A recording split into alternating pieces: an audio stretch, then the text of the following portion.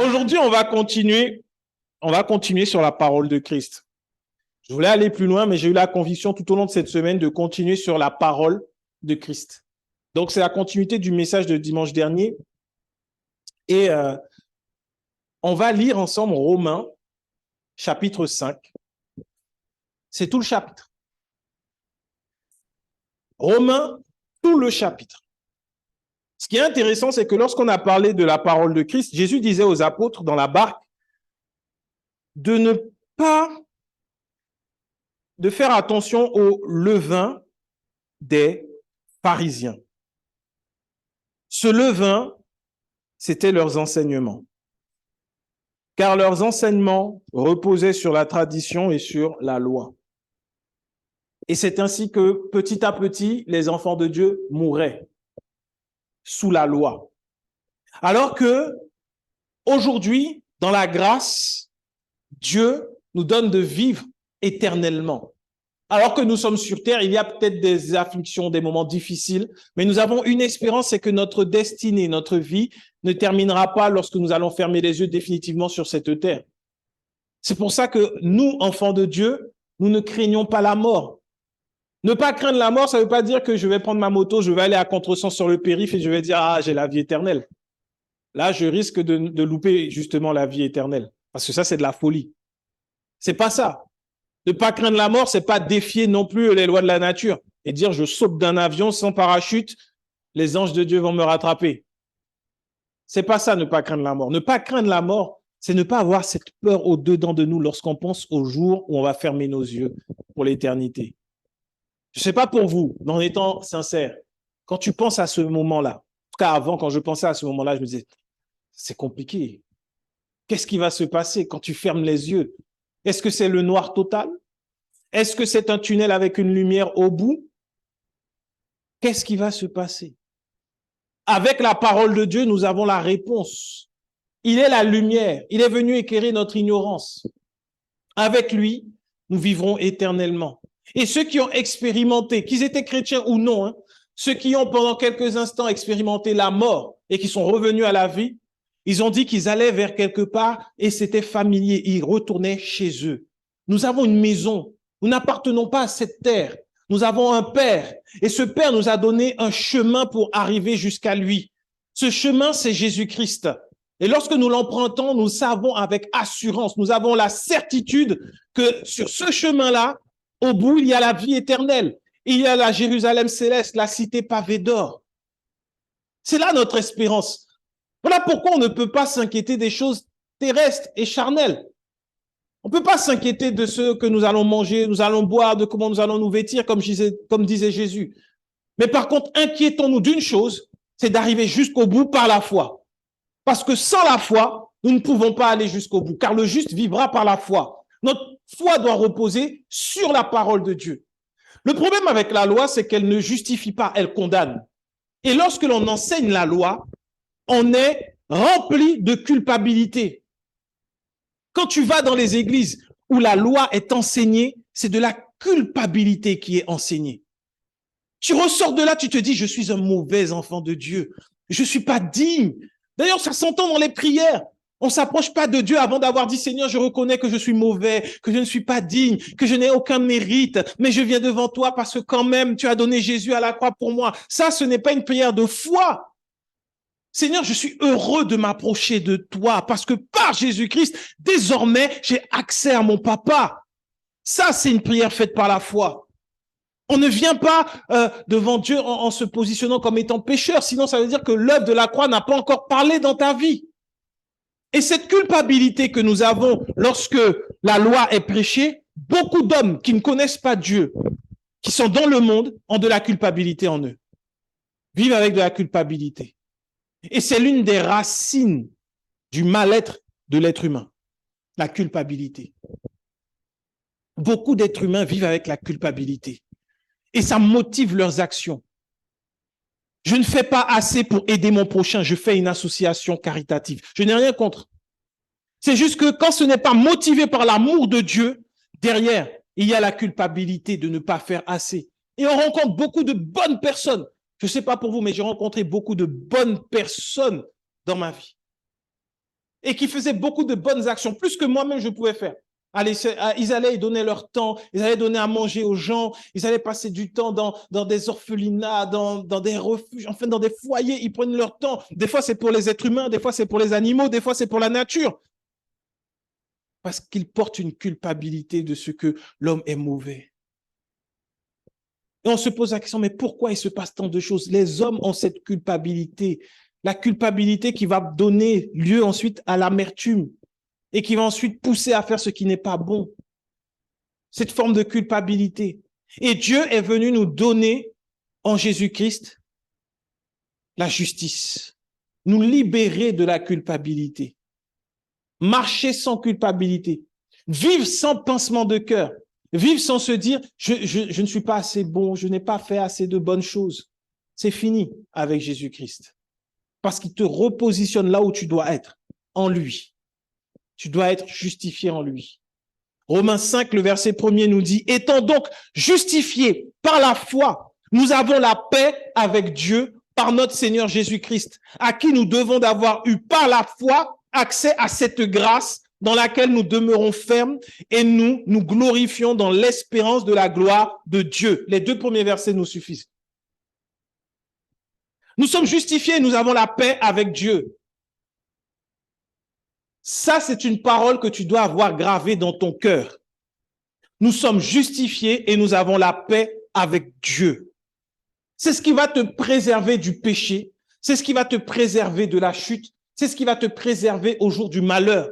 Tu ne diras pas, mon Dieu m'a abandonné. Tu ne diras pas, ce n'est pas parce que j'ai pas prié. Tu ne diras pas, c'est parce que je n'ai pas donné assez. Tu ne diras pas ça. Tu diras, j'ai la paix avec mon Dieu. Quand tu es en paix avec quelqu'un, tu sais que peu importe ce que tu fais, il n'y a pas de problème. Surtout si c'est Dieu.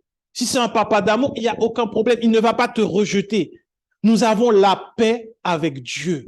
Aujourd'hui, Dieu n'exige pas de toi que tu fasses des prières 5, 6, 15, 20 fois par jour. Il veut que ça vienne de ton cœur par amour, en fait. Tu sais, c'est quoi aimer Dieu? Aimer quelqu'un, quand tu aimes quelqu'un. Rappelle-toi, quand tu aimes quelqu'un, quand tu es amoureux, qu'est-ce que tu fais? Tu passes ton... Oui, vas-y, tu peux. Tu penses à la personne.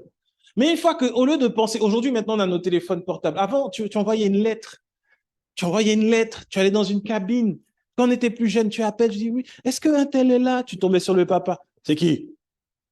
Non, excusez-moi, en fait, c'est pour un devoir d'école. Mais non, mais tu l'aimes. En fait, tu veux passer du temps avec elle. Tu envoies un message. Aujourd'hui, avec les SMS, tu envoies des messages toute la journée. Toute la journée. Je me rappelle avec mon épouse au tout début, on passait des nuits à parler au téléphone. Des nuits, même des fois, je m'endormais.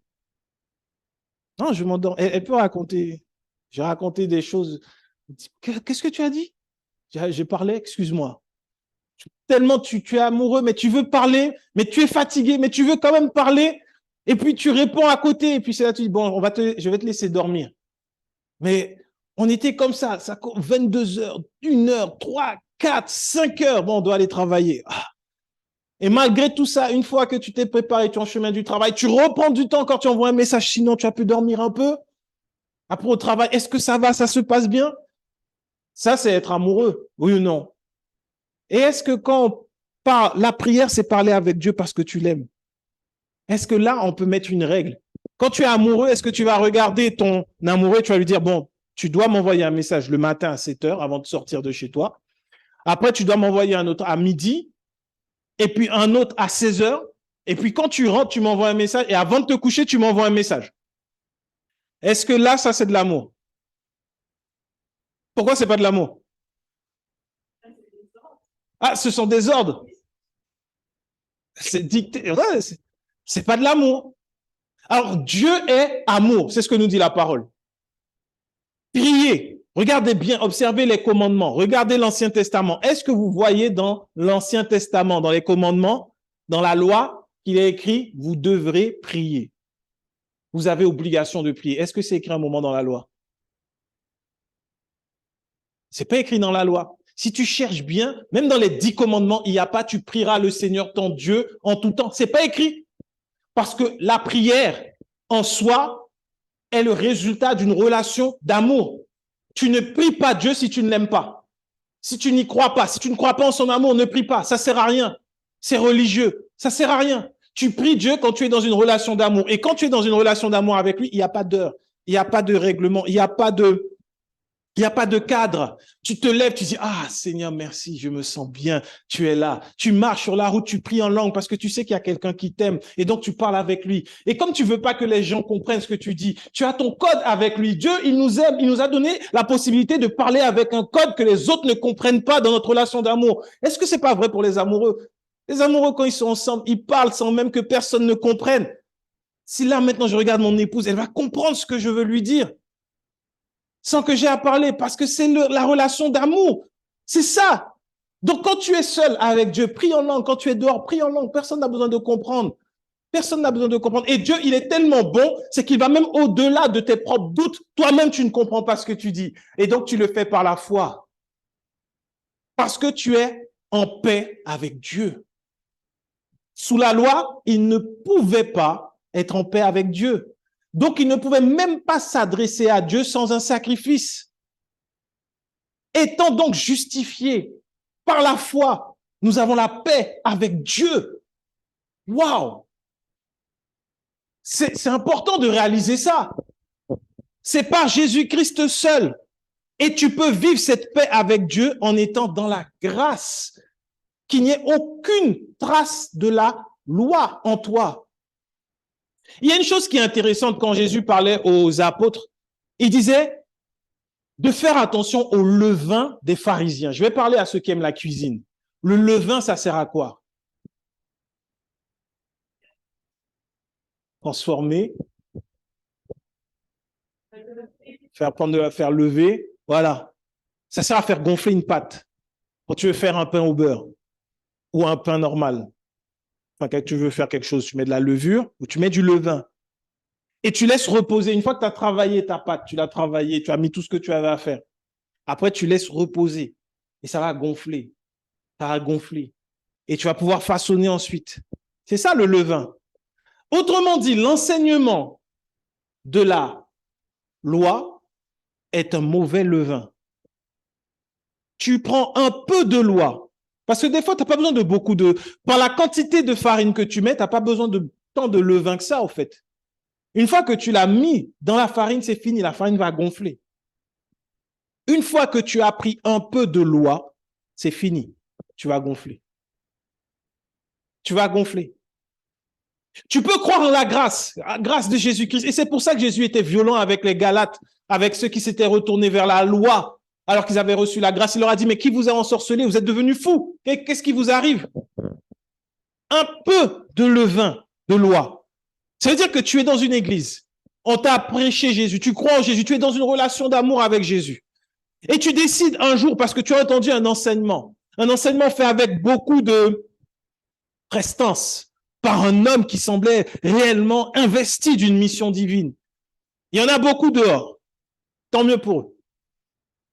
Et donc, il va te convaincre par une démonstration magistrale qu'il faut que tu obéisses pour pouvoir mieux vivre à quelconque ordonnance. On va dire, parce que les gens aiment bien ça, à la loi sur les finances. Tu dois obéir à ça.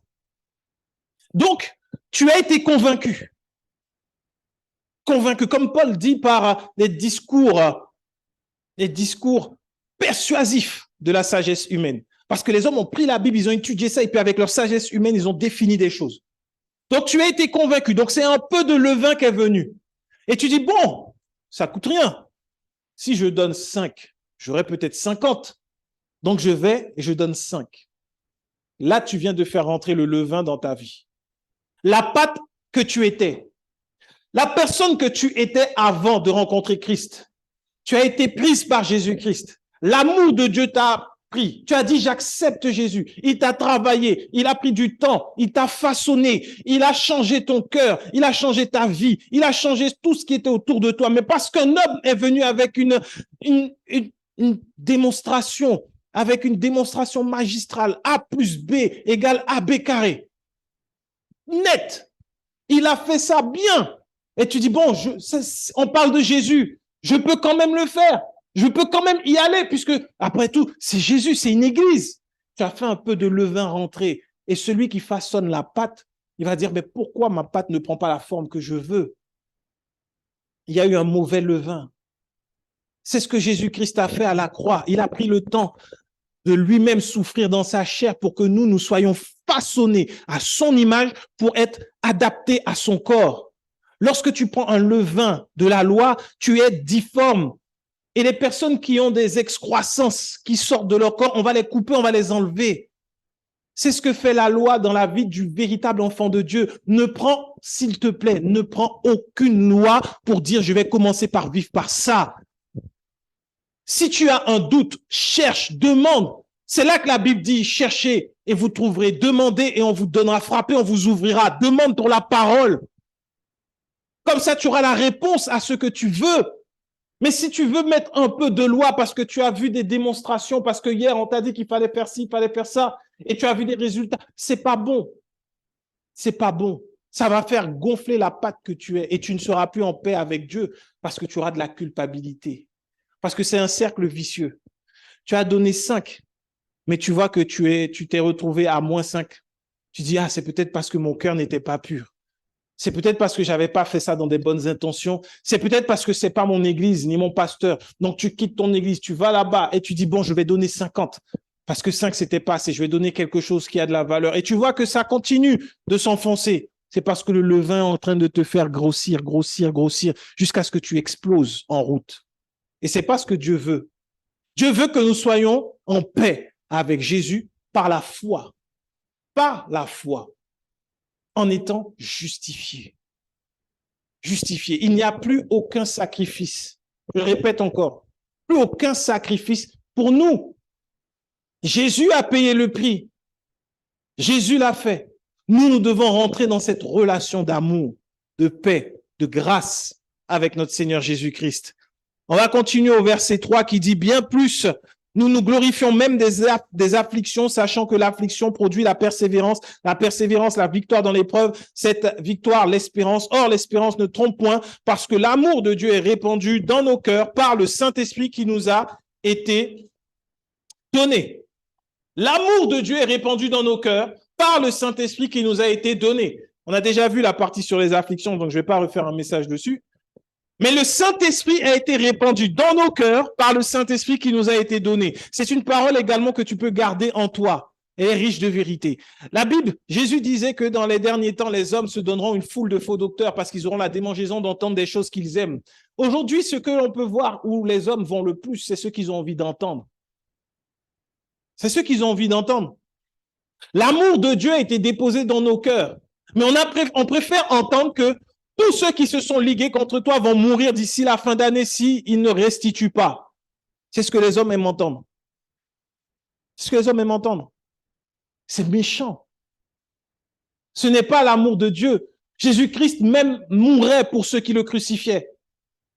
Ce n'est donc même pas l'essence de la parole. À aucun moment dans la parole, on a vu Jésus parler ainsi à ses ennemis, à ses détracteurs.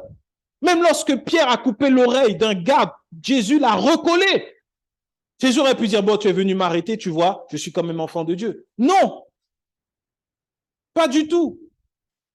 Et il y a l'évangile, je crois que c'est l'évangile de Jean qui précise que même quand ils sont venus, ils ont rencontré Jésus, ils sont tous tombés par terre à cause de la grâce qui était sur lui. Mais Jésus s'est laissé faire. Donc on ne peut pas rentrer dans ce type d'enseignement et se dire, oui, ben c'est Dieu parce qu'on a vu Dieu agir comme ça dans l'Ancien Testament. Non.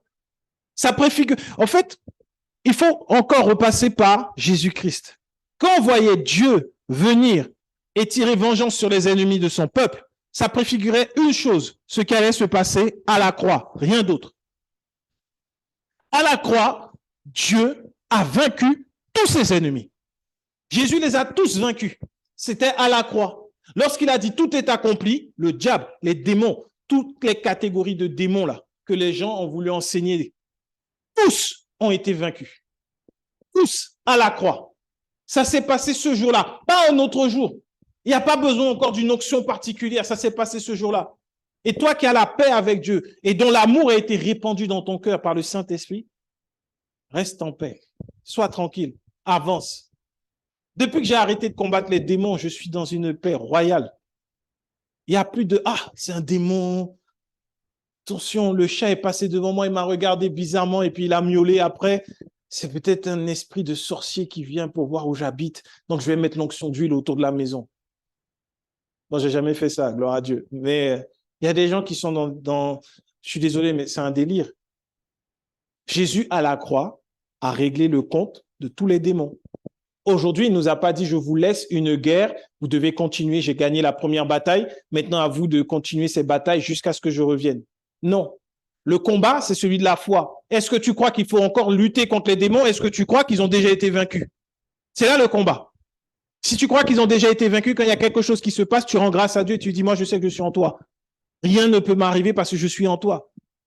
Si on te dit, ah, mais cette entreprise où tu travailles, c'est une entreprise démoniaque, et c'est pas grave. Si Dieu m'a positionné là, c'est que c'est là que je dois être. Il n'y a aucun démon qui... Comme si un démon peut venir s'accrocher à Jésus. Non, mais soyons sérieux. Est-ce que sur la terre, on a vu un démon dire à Jésus, non, Jésus, je reste accroché à toi parce que je ne veux pas partir de ce corps. Les démons criaient, ils couraient, ils avaient peur. Ils avaient peur de Jésus, oui ou non? Oui. Alors pourquoi toi, tu aurais peur d'eux? Pourquoi tu aurais peur d'eux? Les démons fuyaient devant Jésus, oui ou non? Et toi, tu es positionné où? Tu es en Jésus, oui ou non? Des fois, vous n'avez pas la conviction. Tu es en Jésus. Alors pourquoi un démon, un sorcier, je sais quel malotru pourrait venir encore t'attaquer si tu es en Jésus? C'est impossible. C'est impossible. Parce que tu es en Jésus. Et si tu es en Jésus, c'est impossible. Donc tu ne calcules même pas ça. Il faut en prendre conscience sur tous les domaines où Jésus a gagné, a remporté le prix. Dans les finances, dans la santé. Il faut en prendre conscience, en fait. Il faut en prendre conscience, tous les domaines. Il n'y a pas un domaine où Jésus a été vaincu. Il a vaincu dans tous les domaines. Il est vainqueur. Il règne. On a chanté ça. Il règne. S'il y a un problème dans tes finances, le problème n'est pas en Jésus-Christ, mais au niveau de ta foi. S'il y a un problème dans ta santé, le problème n'est pas en Jésus-Christ, mais c'est au niveau de la foi. Si tu as encore des problèmes, tu luttes avec le péché, le problème est au niveau de la foi. Pas en Jésus-Christ, parce qu'il a tout fait parfaitement.